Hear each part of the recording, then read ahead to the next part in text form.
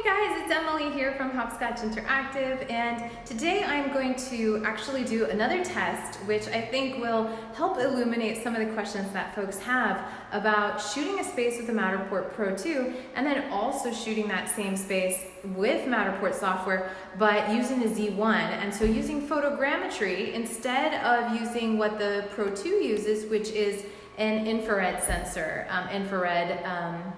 Sensor will capture the space and will basically use it for scanning and creating the dimensioning of this space in the 3D model. And photogrammetry will do the same thing, but the main difference is that what it's going to do is that it's going to basically sort of infer that information rather than scanning it with a scanner. It's going to use the sort of distance between the photographs to create a 3D model. And it's funny because I've been scanning Matterport since 2015, but I did not jump on the bandwagon when the Z1 came out and was sort of a camera that could be used in place of the Pro 2. But I've heard that there are some folks out there that are using the Z1 and sort of like marketing it as a Matterport scan, and so I really feel like I need to get to the bottom of this. Like, is it going to save me a ton of time? Is it going to save you a ton of time if we use a Z1? And do my customers recognize the difference? Do they care? I know that third parties can create floor plans from just any model, so let's see what happens. I've already scanned this space with the Matterport Pro 2, but now I'm going to go and do the same house. This one took me about 1 hour.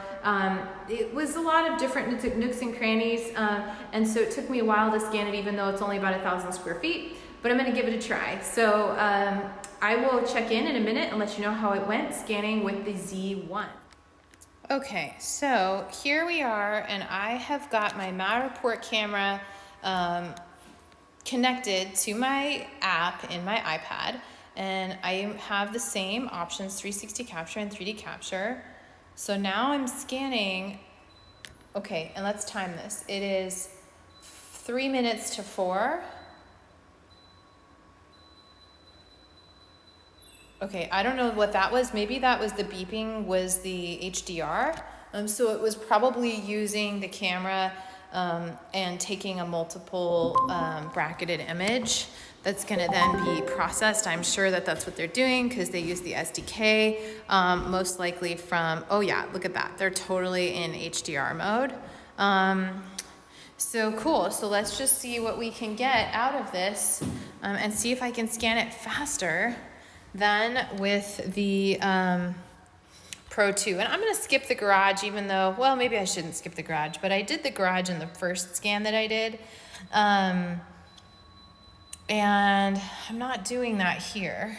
So I can see, though, why somebody would say, hey, like, why don't we just, use this Z1, because it only costs $1,000 versus having to buy an entire setup, an entire Pro 2 camera.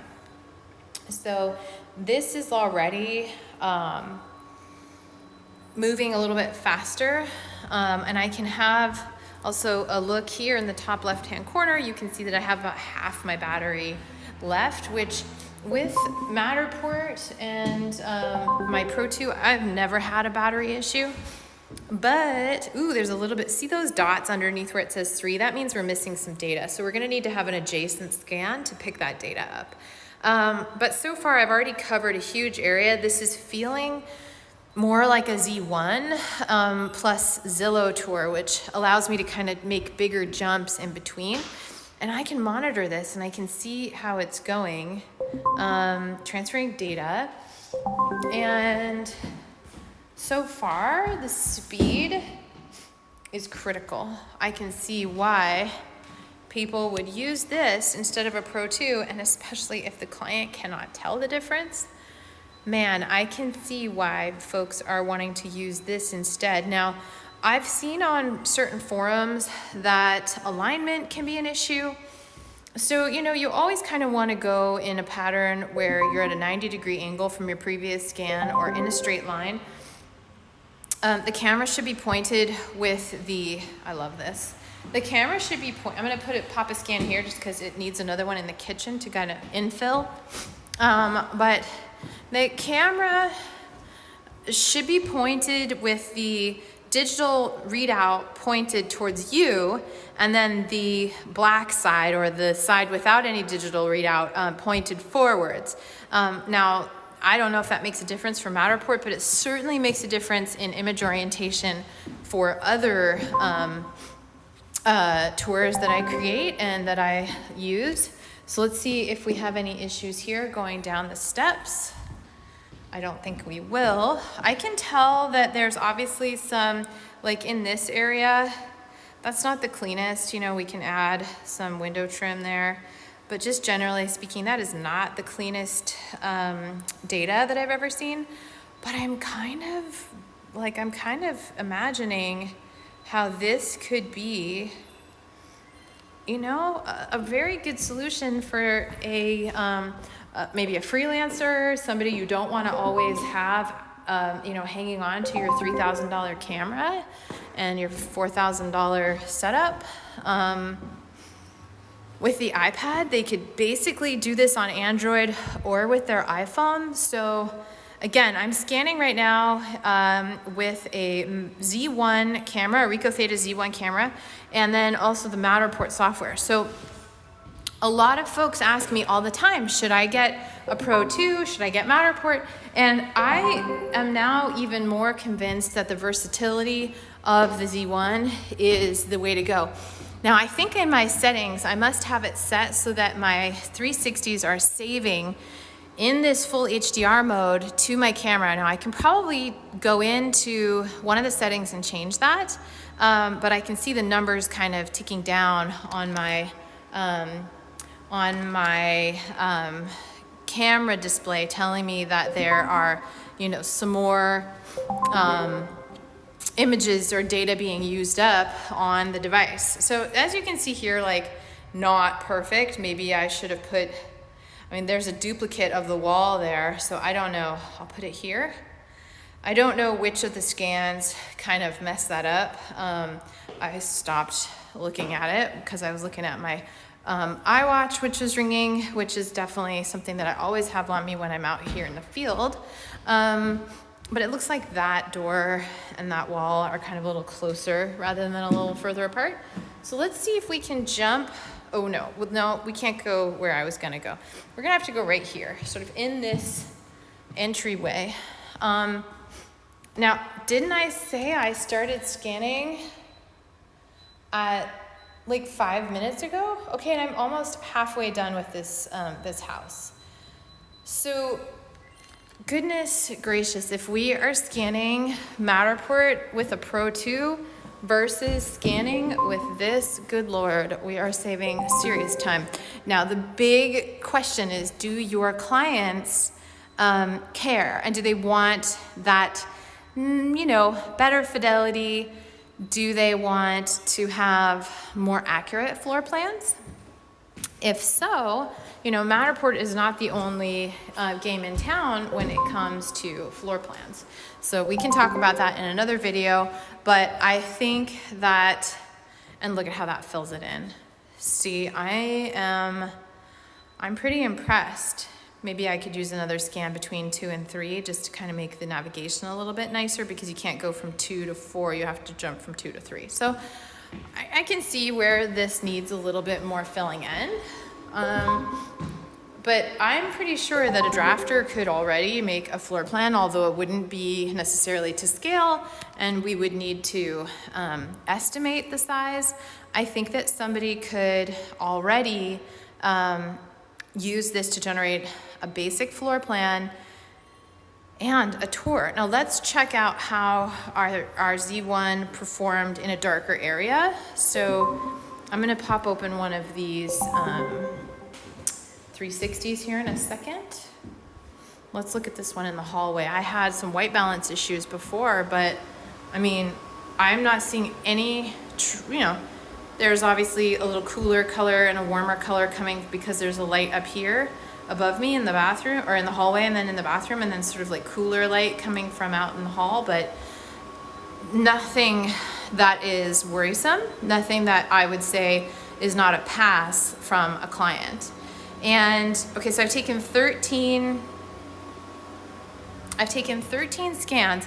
One thing you should know is that when the Z1 gets down to about 30%, at least in the Zillow app, I start to get error messages that tell me to be careful, watch out, you know, your Z1 is gonna potentially be uploading lower quality images. And I think that that is basically from the low battery scenario. However, I don't know if Matterport will give me that warning right now. The other thing I don't know, which I'm gonna find out here in a second, is kind of how quickly the battery runs down. So if I started, I think I started at about 56, you know, and I'm at 45, and I've shot 15 shots. So let's say you can do 60 or 70 scans. I don't know, that may be too many, but maybe 60 scans on a charge, because say you have that 30% threshold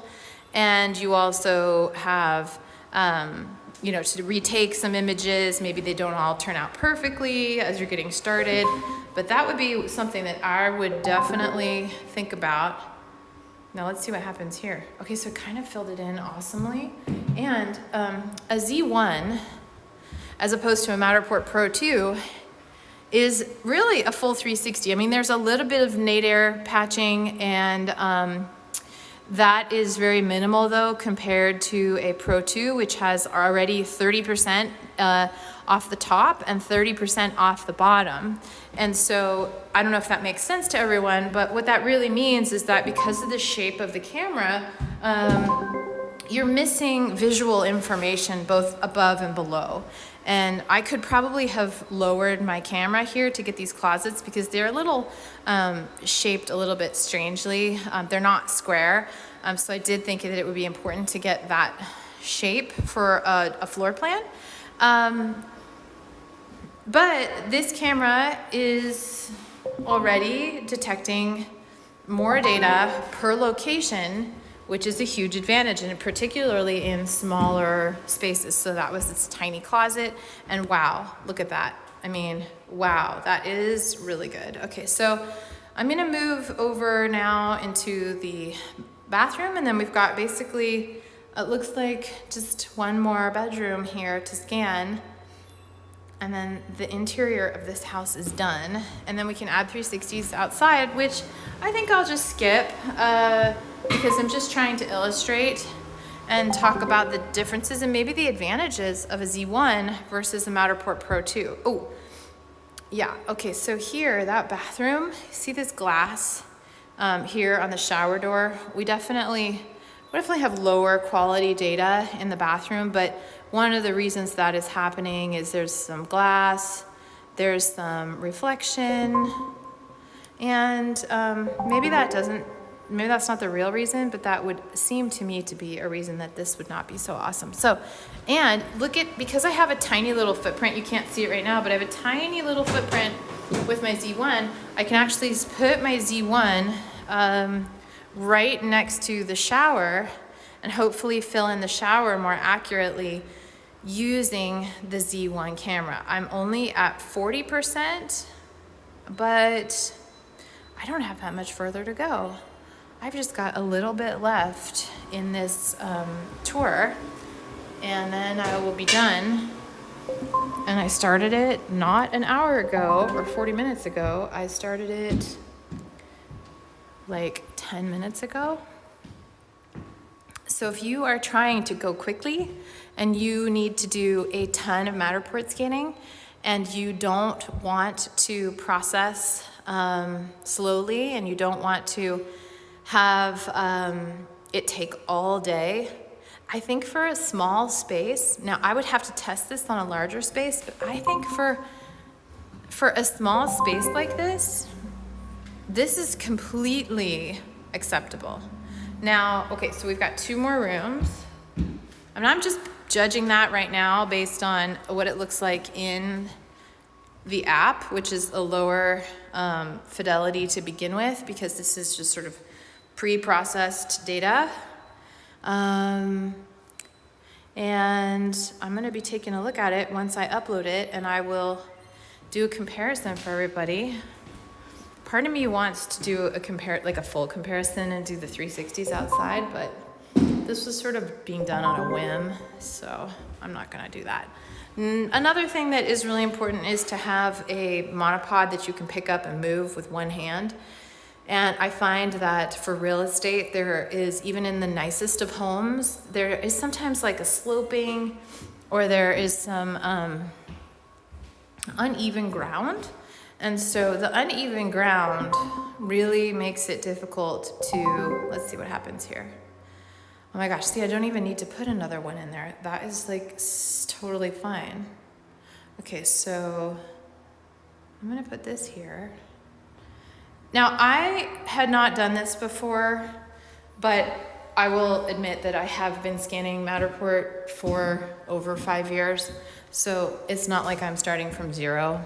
So I can kind of anticipate where the data's filling in and where I think it might need a little bit more, but I don't see anything underneath that is worrisome. So I think we could finish this tour in, after this one, like 1 to 2 more scans, which means we ripped through this house. We were able to scan it and create a floor plan in a matter of minutes, not a matter of hours. Okay, so that would have been nice to have that closet scanned one more time. I'll put another one in there. The other thing I'm not noticing, which is definitely an issue with the Pro 2, is if you pick up the camera and you move it kind of like a little bit further away from where you just were, you'll get this weird error that says, you know, low overlap, you know, reduced distance between scans.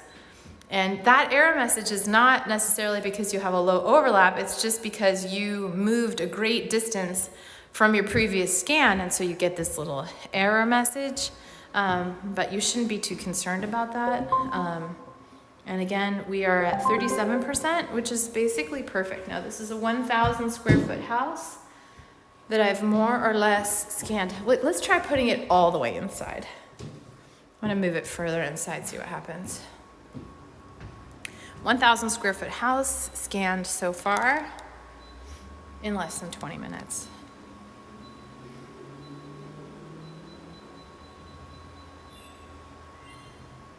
And that's including me marking windows. You'll notice that I mark my windows much further than the window, and that's totally fine. Oh, you couldn't align. So I went too far inside, and so that was obviously too much for this little Z1. And you can see why. I mean, the 27 to where I was in the closet, it needs to have a scan right in front of the closet, and then we should be just fine.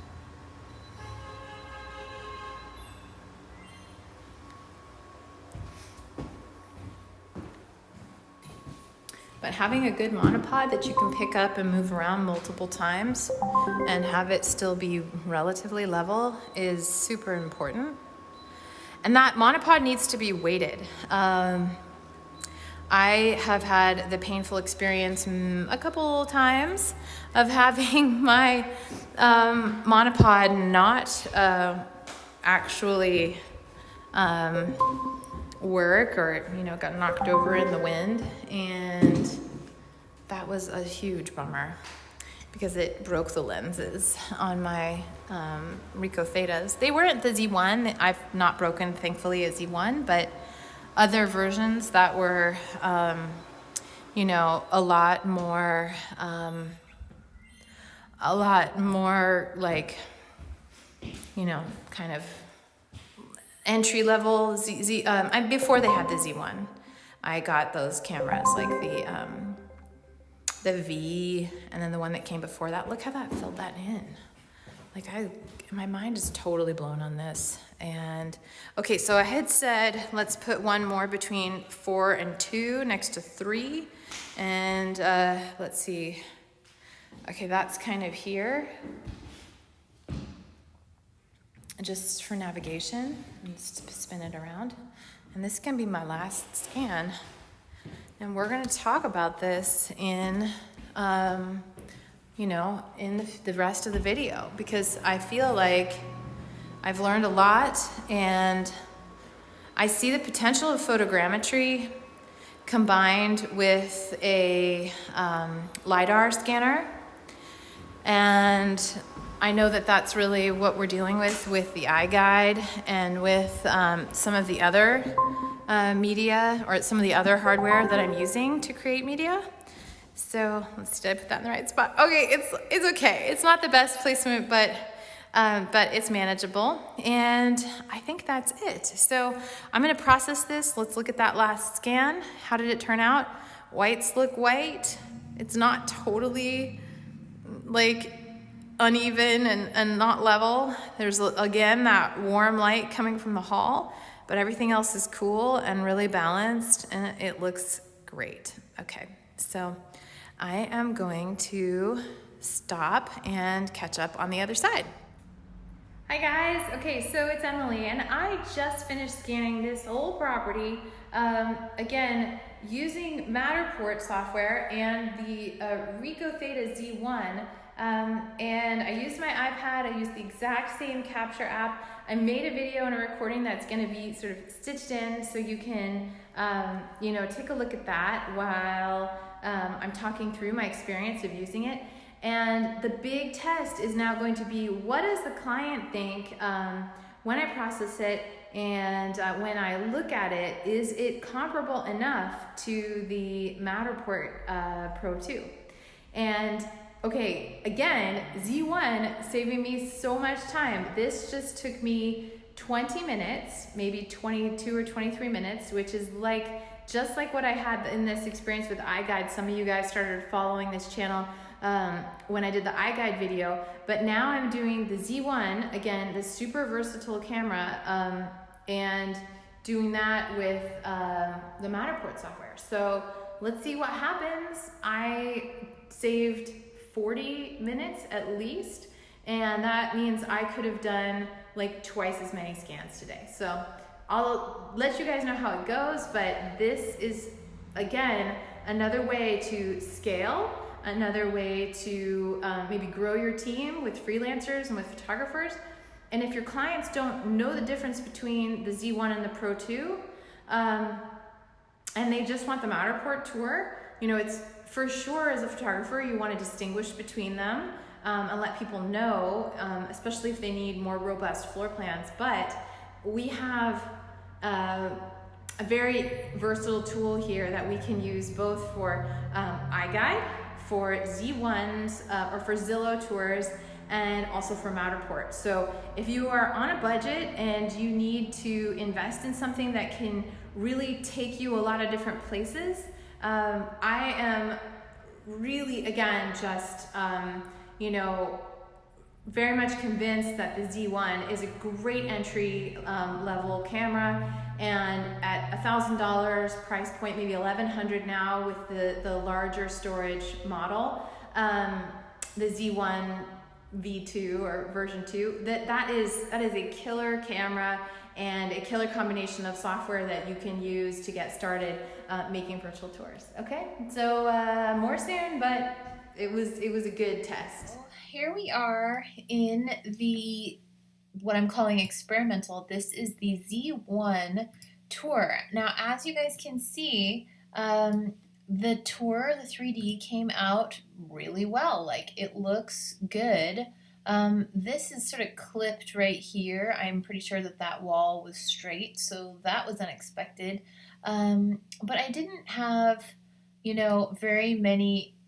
I didn't really have any issues with this other than I wasn't a big fan of the spots on the floor. And other than that, I felt like the 3D model came out looking really, really good. So will your clients notice the difference? Well, we're going to have to share this with a couple of them and see what they say.